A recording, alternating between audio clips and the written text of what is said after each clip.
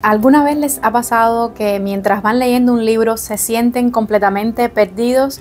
No se ubican en tiempo, en espacio, no entienden qué personaje es el que está hablando. Estoy segura que si han leído Pedro Páramo les ha pasado esto que les acabo de comentar. Y no están solos en esta sensación, porque Pedro Páramo es un libro que tiene un estilo innovador y está en la lista de las 100 mejores novelas en español del siglo XX.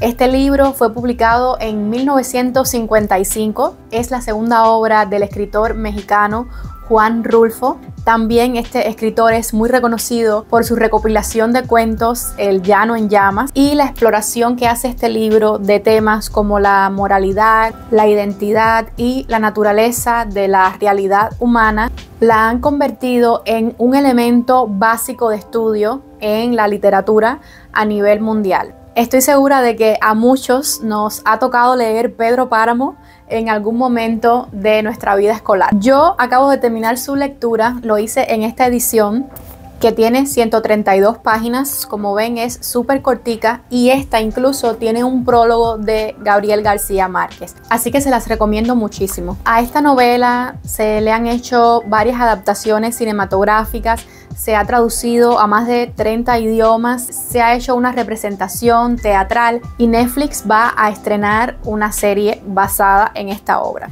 Ahora, ¿qué me pareció Pedro Páramo? Para mí es una obra genial. Es un libro muy bien escrito, pero sin embargo debo decir que no fue para mí, a pesar de que reconozco el gran valor literario que tiene y también veo por qué ha trascendido desde el momento en que se publicó.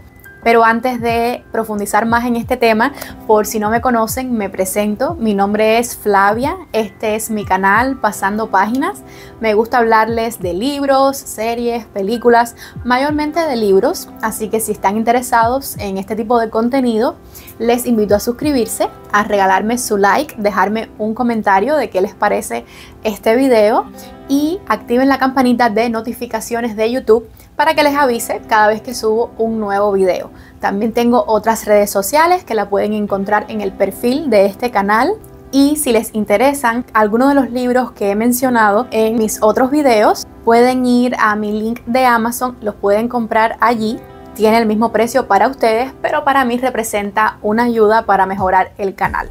Y dicho esto, vamos a comenzar. Esta novela es una representación del realismo mágico, que es este movimiento literario en el que se incorporan peculiaridades a la realidad. En vez de sustituir elementos por un mundo fantástico, simplemente esos elementos, como pueden ser fantasmas, por ejemplo, se insertan en la realidad como si fueran parte de ella. En este movimiento no se ofrecen explicaciones a los fenómenos insólitos que ocurren y los personajes actúan de manera natural ante estos fenómenos. Por ejemplo, hablar con un fantasma es algo muy natural en este movimiento. Además, se exponen realidades yuxtapuestas y no hay como una línea temporal para uno ubicarse. Debo decir que yo no conecto mucho con esto, nunca lo hice, ni siquiera cuando comenzamos a estudiar este fenómeno literario del realismo mágico en la escuela, nunca conecté. Esta novela aborda ciertos temas y ciertos fenómenos muy característicos de México, por eso yo diría que antes de comenzar este libro estudiaran un poco de historia de México y se familiarizaran con esta, porque se hace referencia, por ejemplo, a la Guerra Cristera, que es una guerra civil que ocurrió en México de 1926 a 1929 entre el gobierno y milicias de religiosos católicos. En realidad no es que todo el tiempo el libro esté hablando de eso, pero sí se hace alusión y entonces es bueno tener, aunque sea, un conocimiento superficial de este tema. Y creo que esta novela también nos muestra cómo la cultura mexicana desde hace muchísimo tiempo está ligada con este tema de la muerte. Pero ¿de qué trata Pedro Páramo? El libro nos narra dos historias, la de Pedro Páramo, este hombre que llegó a convertirse en cacique gracias a la revolución y que no era precisamente un ejemplo de buen hombre, y tenemos también a Juan Preciado, que es el hijo de Pedro Páramo y que no lo conoce, y que su madre antes de morir le ha pedido que vaya a buscar a su padre, Pedro Páramo. En la novela hay muchísimos personajes que representan instituciones sociales, como por ejemplo el padre Rentería, que viene representando el poder de la iglesia. También tenemos a las dos esposas de Pedro Páramo, que una de ellas es la madre de Juan Preciado, que es uno de los que narra esta historia. También está Fulgor Sedano, que es el capataz de la hacienda Medialuna, donde vive Pedro Páramo. Y hay otros personajes que irán apareciendo en la historia. La obra también nos cuenta cómo se cometían muchos crímenes que quedaban impunes, violaciones a mujeres, asociaciones por conveniencia, la hipocresía social, la cantidad de hijos ilegítimos que se tenían en esta época y lo cotidiano que era, hijos que algunos eran reconocidos y otros no por sus padres, y muchos otros temas que se tocan indistintamente. Según yo comencé a leer la historia, me llamó muchísimo la atención. Quería conocer cómo se iba a desarrollar. Cuando Juan Preciado llega al pueblo a buscar a su padre, Pedro Páramo, se encuentra con una señora que le dice que ya su madre le había avisado de que Juan iba a llegar a ese pueblo.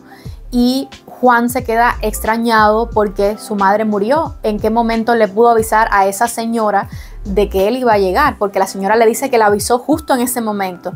Entonces ya ahí me comencé a perder porque dije, bueno, esta señora es un fantasma. Las descripciones que dan del pueblo te dan a entender de que las personas que hay ahí son fantasmas, son almas en pena, y en realidad te cuestionas quién es el que está muerto y quién es el que está vivo. Por lo menos ya a partir de ahí yo me comencé a confundir.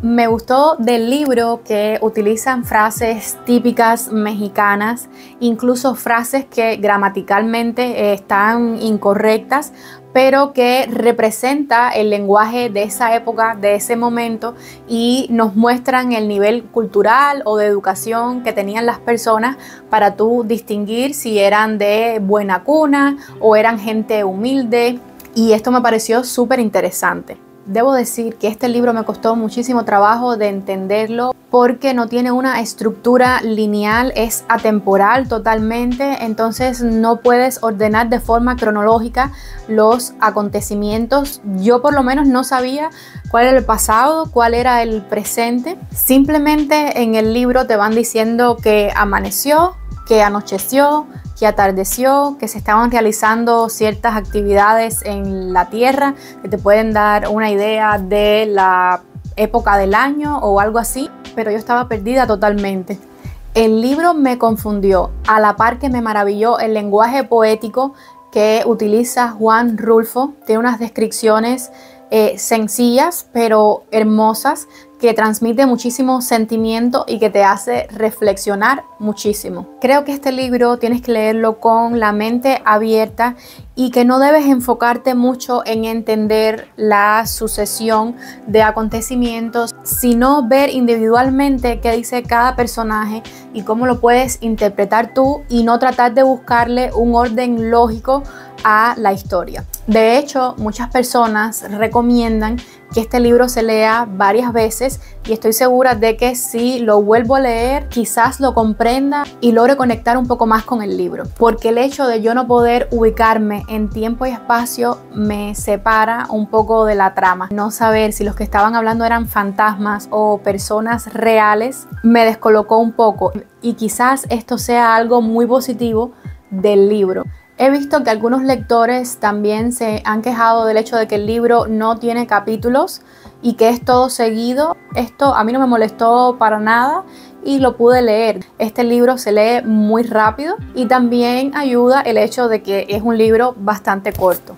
En conclusión, yo diría que Pedro Páramo es una novela fascinante pero muy frustrante a la misma vez. La estructura narrativa que tiene desafía al lector a reevaluar su comprensión de la historia. Yo diría que a pesar de que este libro no fue para mí, sí comprendo que los temas y el significado tan complejo que tiene representa una gran contribución al canon literario, y definitivamente es un libro que no te deja indiferente. Una vez que terminas de leerlo, lo vas a recordar siempre. Si ustedes leyeron Pedro Páramo, díganme qué les pareció.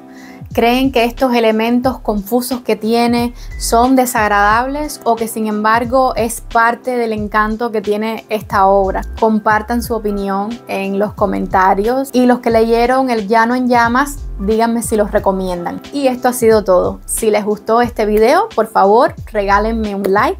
Espero verlos muy pronto en un próximo video. Gracias por ver y les deseo a todos un lindo día. Bye bye.